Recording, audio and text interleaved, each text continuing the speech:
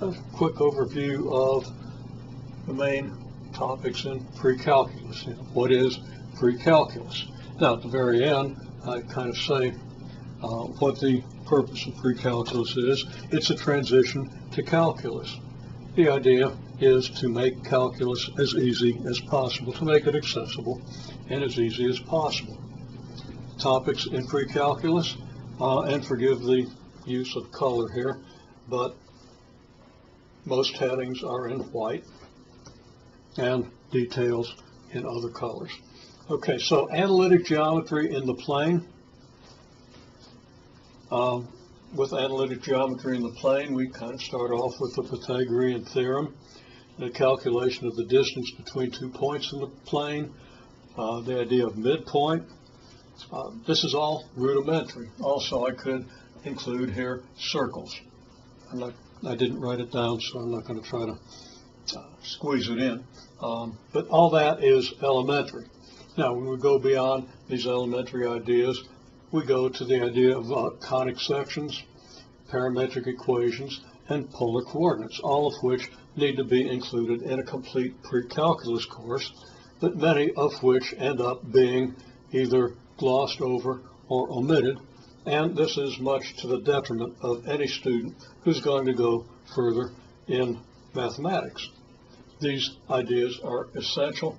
You don't want to be tripping over them when you're trying to learn more advanced mathematics.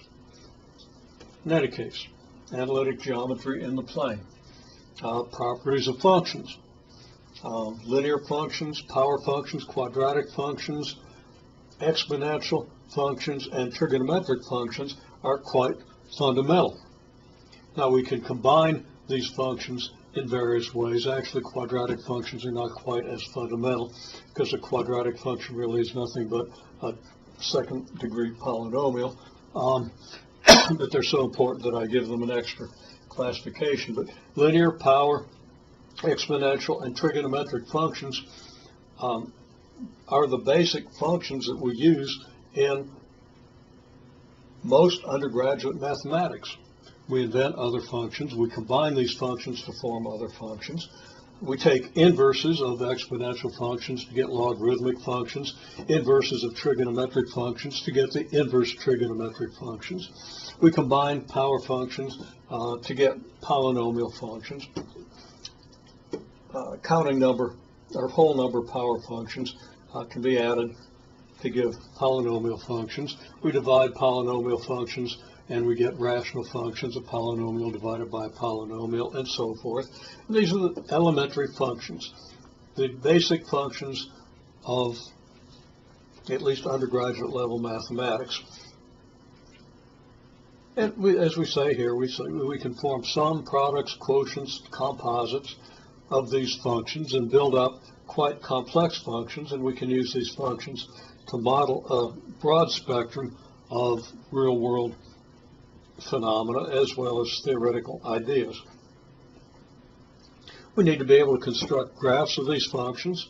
Unfortunately, students think that graphs are constructed by punching them into a calculator due to the extensive and criminal misuse of calculators at this level.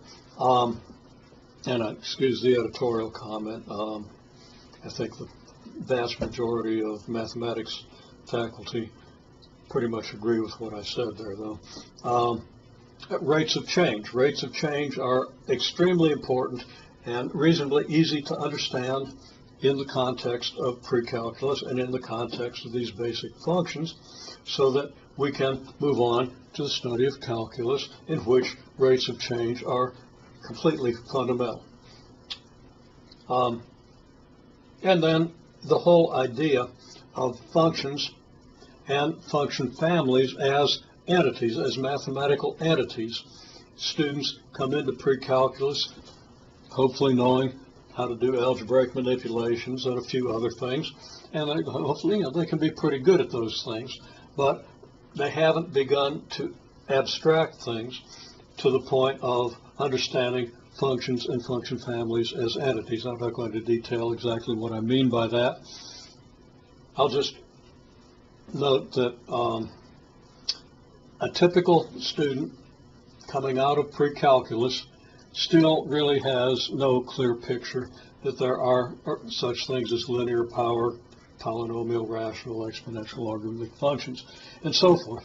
Doesn't understand the classification. And it's extremely important to understand this classification. It makes calculus much easier if we understand these classifications so that we can then apply calculus to these classes of functions, to these families of functions, to these entities. Okay, triangle trigonometry is typically taught in a precalculus course, and triangle trigonometry is extremely powerful, extremely useful. I don't think I need to explain why. Very, very important topic. Trigonometric identities, another important topic, leading to a lot of topics, a lot of ideas that are developed in higher mathematics. And when I talk about higher mathematics, I'm really talking beyond calculus. A lot of the things that we deal with there have roots or profound applications or come from things like trigonometric identities and similar ideas. Okay, we have vectors. Vectors is another absolutely essential tool for application of mathematics at the lower undergraduate level and moving on to the higher undergraduate level and beyond. So we want to cover vectors through dot products and projections. Now, if we got the trigonometry, this is not particularly difficult to accomplish. So we want to get at least this much of the idea of vectors so that we can apply vectors in physics, engineering courses, so that we can use vectors in first year and second year calculus and do so fluently. Matrices are quite important. Not so much for calculus. So in a pre-calculus course, matrices are important, but not so important as a foundation for calculus. They're very important as a foundation for linear algebra and the things, the topics that grow out of a study of linear algebra. So linear algebra is, in a sense, as fundamental to lower level undergraduate mathematics as a building block for higher level undergraduate mathematics as calculus. So we do include matrices in this transition course. So maybe I should have listed here transition to calculus and linear algebra. Okay, and under matrices, matrices arise naturally when we try to formalize the process of solving a system of simultaneous equations by elimination. And that leads us to a very simply, an easily understood process called row reduction of a matrix. And then we're led to the idea of an identity matrix, inverse matrix, determinants, Cramer's rule. All of these things then can be applied to systems of equations, but they also have applications far beyond that. Okay, sequences and series, another very important topic. This comes up, should come up in a second semester calculus course, or at least no later than a second semester calculus course, to help formalize the ideas of the calculus and how it can be applied in subsequent study of mathematics. Okay, so sequences and series, and right in a pre-calculus course we want to look at patterns of sequences and series, classification, notation of sequences and series, summation, the idea of summation of a sequence, and then we have applications in modeling, and something that I neglected to write down and had to put in the middle here also, we need to be able to put expressions and equations into useful form. And we do this by more deeply understanding algebra as a system, and putting it to practice in putting expressions and equations into the forms in which we can apply them.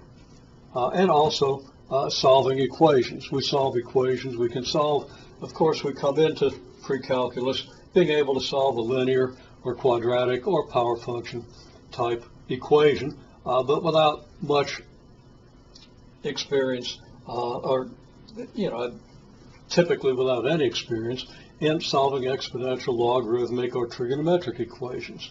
We learn to solve equations of all types and reinforce the algebra that's required to do so. So, and again, I think I said it, we have applications and modeling, the ways in which the mathematics is used. So there's kind of a picture of what we need to cover in a pre-calculus course. And I'll comment that very seldom in a pre-calculus course does everything get covered in any kind of a deep fashion. But having covered it here, it makes everything easier in the future. So pre-calculus can be a really pivotal course for any student.